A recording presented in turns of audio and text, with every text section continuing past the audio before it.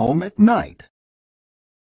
It was a gorgeous night, one of the best Sonic could remember, and that was saying a lot. He'd wandered out without any particular plans while the sun was still fading, and just to linger. On a night this clear, it felt like you really could count a billion stars if the sun would have stayed away long enough for you to try.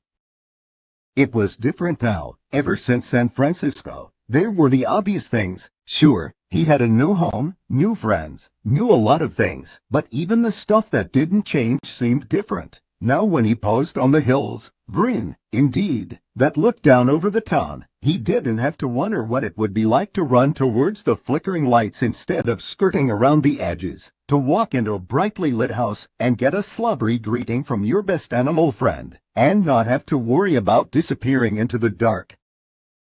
Of course, it was dark now, but a different kind of dark, a friendly kind. There were those stars, for one thing. He'd always loved them, really. The only time he'd ever minded the night were the times when clouds would obscure the stars and the wind would rustle through the woods. He didn't like that much, felt like there were eyes watching him from the trees, and he'd roll up in his cave listening to that howl, never feeling entirely safe. There were still windy nights, but now they didn't bother him. The wind couldn't seem to get into his cozy attic room. Clear nights. Now, that was different. Sonic had learned a long time ago it was wisest to stay away from the roads around dusk. People got awfully nervous if they caught a glimpse of you in the twilight, and he'd caused more than one person to swerve onto the shoulder, cursing at whatever kind of animal they thought they'd seen. But almost nobody was ever driving around Green Hills after dark, when the stars were bright like tonight. He liked to go out to the highway and just run. When he ran out of highway, he'd run alongside the interstate for a while, somewhere he could run in the dark without worrying about fences or barriers. Just gaze up at those stars and feel like he was running right into them. It was just about the only thing he could run towards that never got any closer. He kinda liked that. He ran for a long time tonight, zigged out of town one way before turning and sagging past it the other way, now eastbound, now southbound, before retracing his steps and doing it all over again. There was no special reason. It was a beautiful night and a beautiful sky, and he wanted to get lost in it. The stars had shifted around quite a bit by the time he finally turned back toward Green Hills and headed for Tom and Maddie's house. Everything was quiet and still as he jogged up the front steps. They must have been asleep by now. It really was awfully late. He was pretty sleepy, too, come to think of it. The door wasn't locked. It didn't really occur to him that it might be, and he slipped inside, pausing only to give his shoes a perfunctory scuff on the doormat, a habit which Maddie persisted in trying to cultivate in Tom and him both, and then pausing once more on his way towards the attic stairs as a long, loud yawn caught up to him. He stretched, and was just about to move on up to bed when the hall light flicked on. Sonic. He jumped like the sound had zapped him, and spun around to see Tom, and Maddie too, padding up behind him in her slippers, arms crossed over her bathrobe. Ozzy was trotting along at the rear, and when he caught sight of Sonic, headed right over to greet him as usual. It wasn't as enjoyable as usual, though. There was a weird look on Tom's face, and it made Sonic feel a sensation he'd never experienced before. Although plenty of kids around the world knew exactly what it was, he did know something was wrong, and so a nervous little chuckle escaped him before he could say anything else. He offered a faint wave with the hand that wasn't fending off Ozzy's kisses. Oh, you're still up. Tom did not smile. He got about 3 feet away and stopped, and Sonic wondered if this was how it felt to be a donut right before you got eaten. He shrank back a bit. Do you have any idea what time it is? Tom demanded. He didn't shout it, he said it almost quietly, and that was much worse. Sonic's eyes darted about, and even Ozzy seemed to know something was amiss, because he slunk away again, like a coward. Right time. It's almost 2 in the morning, she said, and her voice was great too. Tom was talking again almost before she finished. Where you been was hours ago. It was days ago. Who have you been? Was that it? I was just out running around, that's all. He jabbed a thumb over his shoulder with another little awkward laugh. I mean, what else would I be doing? It's like... This is the opposite of a surprise, honestly. Tom's volume went up a couple notches, enough for Sonic to swallow his next words. He actually looked pretty mad. Sonic shifted his weight uncomfortably. I wasn't tired. It's nice out, so...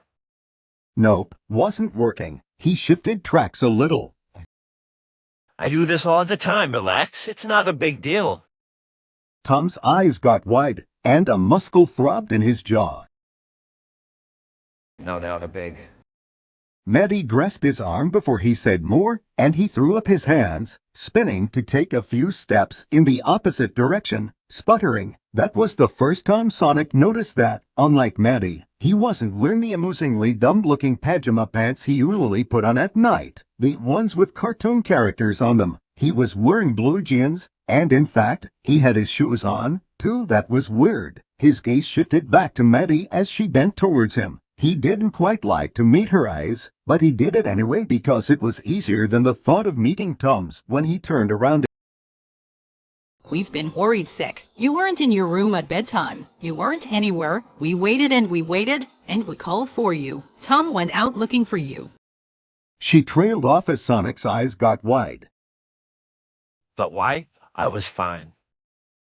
He did take a tentative step in Tom's direction, lifting his voice to ensure it carried enough. You know that, right? He glanced between the two of them as Tom finally turned and walked back, hands clasped behind his head like he didn't know what to do with them. He felt a strange desperation to smooth things over.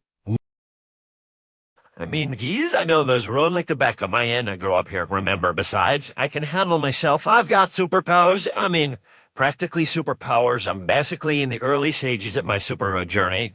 But look, the point is I've got this. You don't have to worry about me. I can take care of myself. I've been doing it for years. It's totally fine. It's not fun. Tom interrupted. Sonic stopped again. Wincing faintly, Tom hesitated, clearly struggling a moment before he sighed, shoulders dropping a fraction as some of the tension left them. He dropped to a crutch at Sonic's level. Sonic, I guess. You're a capable guy. You can take care of yourself. You're tough, whatever. Not the point. And just disappear without letting us know where you are. It's not how this works. Not how this works. Sonic felt his stomach drop. He really was in trouble. They were mad at him, really mad. Maybe they'd kick him out. It was the worst outcome he could think of, so naturally, he thought of it first. What do you mean? He managed at last, trying not to sound terrified. Like, I'm a bad roommate or something. Tom snorted, couldn't help himself. Yeah, well, maybe sometimes we can discuss what it's like in the bathroom after you've been playing around, but that's not what I'm talking about. We can just decide to stay out half the night without telling anyone. Manny and I need to over here, and we sure need to over here this late at night. We weren't worried because you can't take care of yourself. Maddie added, lowering herself to her knees beside Tom. We were worried because you were out there somewhere alone and we didn't know where, or why, or when you'd come home. He stared at the pair of them. He wasn't a slowpoke upstairs any more than he was in the feet department, but it felt like that all took a long time to sink in. Or maybe he grasped it all immediately, but then he just didn't know what to do with it somehow. Even though it should have made him feel good, it actually made him feel terrible.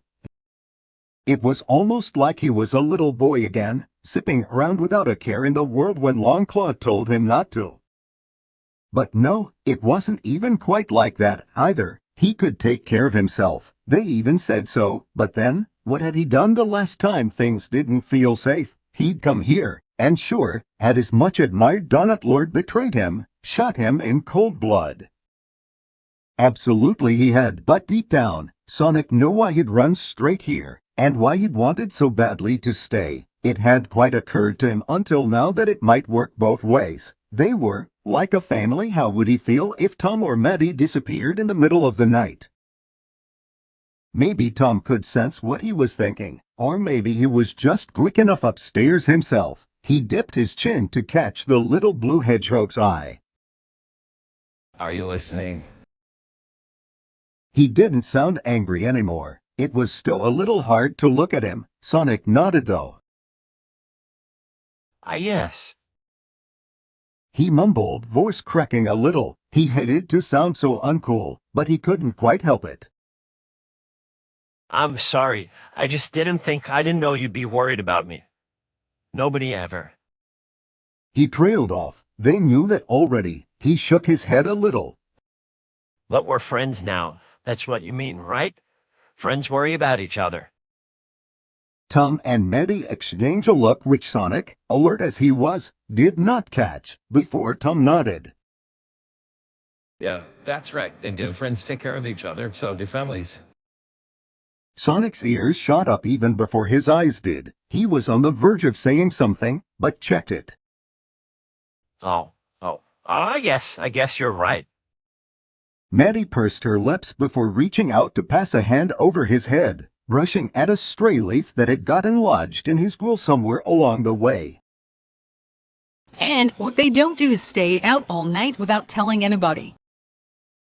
He squirmed and looked pleasantly embarrassed. Okay, I get it. I won't disappear again. I mean, not without saying so first. He paused. Are you gonna ground me or something? Nothing cruel and unusual. Was her assessment, and Tom sighed, as if disappointed. But we might be talking about TV privileges in the morning. Wait? Oh, man. Do a crumb. We got into Tom with. Tom shrugged, obviously devoid of all pity. But speak of time, as we pass late, I think it's time for all of us to get some sleep, finally. Yeah. Good night. Sonic turned and headed for the attic, feeling the two humans following behind. He was glad, secretly. It was too embarrassing to ask them to wait, but he didn't have his nerve up yet. He climbed up 2 or 3 steps and then stopped, turning to face them both. I'm sorry I made you worry, really. Tom nodded and offered a tired smile. Yes, I know. Night, Big Blue. Maddie wrinkled her nose at him, which was humiliating every time, but partly because it was nice, weird, and embarrassing and nice. Sonic squirmed again and shot up the stairs, gone in a flash. Then in a flash, he was back again. He skidded to a stop on the same stair, momentum carrying him forward enough to crash into the pair of them at gut level. Tom, who got the biggest dose of hedgehog skull to the stomach, gave a faint grunt, but recovered quickly enough to be aware of 2 little arms encircling as much as he could reach of them both at once. For once in his life, Sonic didn't say anything. He just hugged them as hard as he could, while Maddie stroked his ears and Tom threaded a hand through the quills on his back. Then, when he'd hugged them for a totally cool and not at all wimpy amount of time, he pulled back and retreated upstairs again, giving a little wave over his shoulder so he wouldn't have to look back at Tom and Maddie smiling at him. He knew they were, though. He paused just for a second when he was alone in his room, and looked around at the lights Maddie had strung up for him. Outside, the real stars he loved so much twinkled down through the skylight. He took in a deep breath, let it out again. Then he kicked his shoes off and dove straight into bed, safe and sound.